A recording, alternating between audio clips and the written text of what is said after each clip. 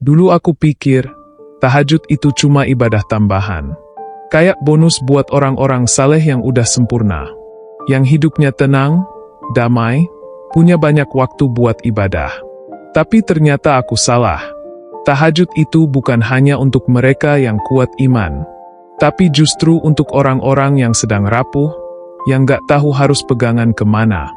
Yang tiap malam tidurnya gelisah, dan siangnya pura-pura kuat. Termasuk aku. Termasuk kamu. Bismillah walhamdulillah, jika video ini muncul di beranda kamu, ini adalah petunjuk dari Allah kepadamu. Setidaknya tulislah sholawat kepada Nabi Muhammad SAW dalam komentar. Insya Allah bisa jadi bukti kecintaan kita untuk mendapatkan syafaat kelak di akhirat, dan semoga diijabah semua doa dan keinginanmu. Assalamualaikum warahmatullahi wabarakatuh. Teman-teman, syukur alhamdulillah kita bisa berjumpa lagi di channel ini. Sholawat dan salam selalu dan tetap tercurahkan kepada junjungan kita, kepada Nabi besar Muhammad SAW. Allahumma sholli ala Sayyidina Muhammad wa ala ali Sayyidina Muhammad. Harapan dan doa kita bersama, semoga kita semua diberikan kesehatan, dilapangkan rizki, dan diampuni dosa serta dipanjangkan umurnya. Amin ya robbal alamin. Malam-malam pertama, aku bangun dengan tubuh berat. Mata masih sepet, pikiran masih kusut, hati rasanya kosong.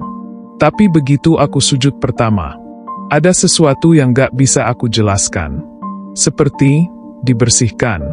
Seperti ada air jernih yang mengalir di dada. Semua beban yang tadinya sesak, perlahan mulai mencair. Dan disitulah aku mulai merasakan kekuatan dari ayat-ayat pendek yang aku baca. Bukan ayat yang panjang-panjang, tapi justru yang sederhana.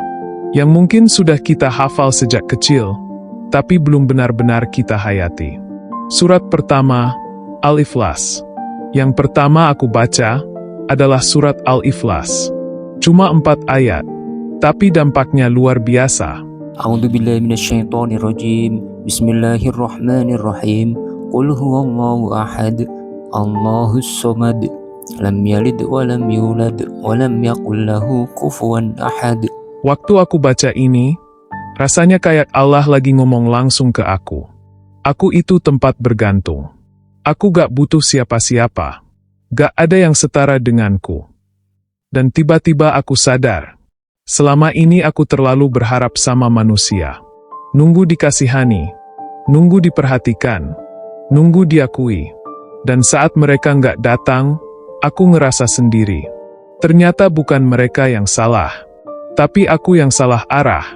Tauhid itu bukan cuma keyakinan di lisan, tapi tempat bersandarnya hati. Kalau hatimu masih menggantung ke makhluk, kamu akan terus kecewa. Tapi kalau kamu udah paham siapa Allah, kamu gak akan takut kehilangan siapapun. Surat kedua ketiga, Al-Falaq dan An-Nas. Malam kedua, aku nambah bacaan. Al-Falaq dan An-Nas. A'udzubillahi minasyaitonirrajim. Bismillahirrahmanirrahim. Qul a'udzu birabbil falaq min syarri ma khalaq wa min syarri ghasikin idza waqab wa min syarrin naffasati fil 'uqad wa min syarril hasidin idza hasad. A'udzubillahi minasyaitonirrajim. Bismillahirrahmanirrahim. Qul a'udzu birabbin nas, malikin nas, ilahin nas, min syarril waswasil khannas, alladzi waswisu fi sudurin nas minal jinnati wan nas. Rasulullah menyebut 2 surat ini sebagai mu'awwidzatain, 2 pelindung.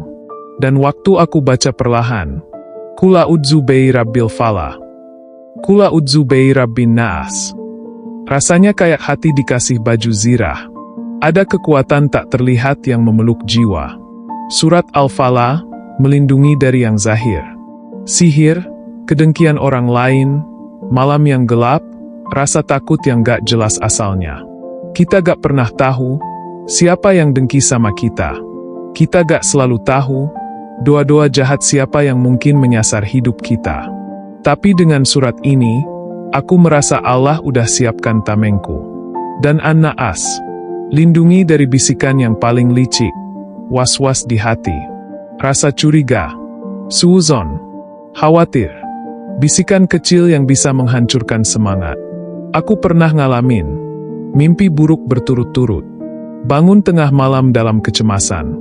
Tapi setelah rutin baca 2 surat ini dalam tahajud, tidurku jadi tenang, bangunku jadi ringan, dan hatiku lebih damai. Surat keempat, Al-Kafirun. Malam ketiga, aku baca surat Al-Kafirun. Lakum dinukum waliya din. أعوذ بالله من الشيطان الرجيم بسم الله الرحمن الرحيم قل يا أيها الكافرون لا أعبد ما تعبدون ولا أنتم عابدون ما أعبد ولا أنا عابد ما عبدتم ولا أنتم عابدون ما أعبد لكم دينكم ولي دين. Ini surat yang sederhana, tapi sangat tegas. Surat ini ngajarin aku untuk tetap di jalanku. Untuk gak goyah, walau semua orang punya jalannya masing-masing. Kita hidup di dunia yang serba abu-abu. Nilai kebaikan diputar balik. Kebenaran bisa kalah oleh suara terbanyak. Kadang, aku ngerasa bingung. Teman ngajak ini. Dunia narik ke sana. Media sosial bikin goyah. Tapi Al-Kafirun, kayak pagar. Kayak batas yang bilang, kamu boleh beda, dan gak perlu takut. Beriman, itu bukan cuma soal keyakinan, tapi soal keberanian. Berani untuk bilang, tidak, pada yang gak sejalan. Berani untuk tetap berdiri, walau sendiri.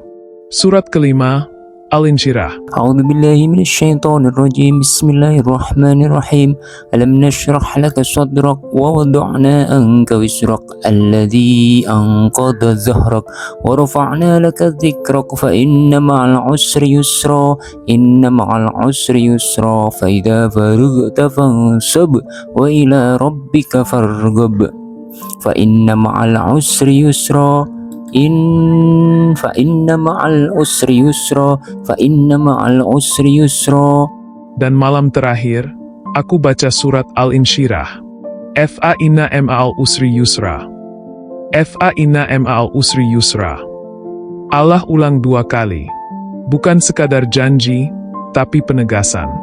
Bahwa setiap kesulitan, pasti dibarengi dengan kemudahan. Aku baca sambil menahan air mata. Karena, selama ini aku pikir, Allah diam. Aku pikir, aku ditinggalkan. Tapi Allah gak pernah pergi. Kitalah yang sibuk mencari pertolongan kemana-mana, sampai lupa bahwa pertolongan terbesar itu, justru datang saat kita bersujud. Dan malam itu, bukan masalahku yang selesai. Tapi aku, yang berubah. Dari yang panik, jadi tenang. Dari yang gelisah, jadi yakin. Karena Allah gak pernah tinggalkan hambanya. Teman-teman, sholat tahajud itu gak harus lama. Gak harus 2 jam. Kadang, cukup 2 rakaat. Tapi dari hati. Baca surat-surat ini. Dengan tenang. Dengan penghayatan. Dengan harapan bahwa Allah sedang mendengarkan. Karena tahajud bukan cuma soal bangun malam. Tapi soal bagaimana kita merendahkan diri di waktu yang paling sunyi. Saat orang-orang tertidur, kita bicara dengan Tuhan. Bayangkan, kamu bangun, wudhu, lalu menghadap Allah. Di waktu yang Allah sendiri bilang, siapa yang memohon kepadaku, aku akan beri. Siapa yang berdoa, aku kabulkan. Kita gak harus sempurna untuk datang ke tahajud. Justru, karena kita belum sempurna, kita perlu tahajud. Kalau kamu merasa hidupmu lagi berat, kalau kamu ngerasa sendiri, kalau kamu butuh kekuatan baru, coba tahajud malam ini. Bangun sebentar, ambil wudhu, 2 rakaat aja, dan baca 1 dari 5 surat ini. Lalu bicara ke Allah, gak perlu pakai bahasa Arab. Bahasa hatimu, sudah cukup. Kalau video ini menyentuh kamu, bantu aku dengan klik like, tulis pengalamanmu di kolom komentar, dan jangan lupa subscribe ya. Biar kita terus bisa saling menguatkan. Saling berbagi cahaya dalam gelapnya dunia. Sampai jumpa di video selanjutnya. Semoga malam-malam kita semakin bermakna. Dan semoga Allah selalu menjaga kita, dalam terang maupun dalam gelap. Wassalamualaikum warahmatullahi wabarakatuh.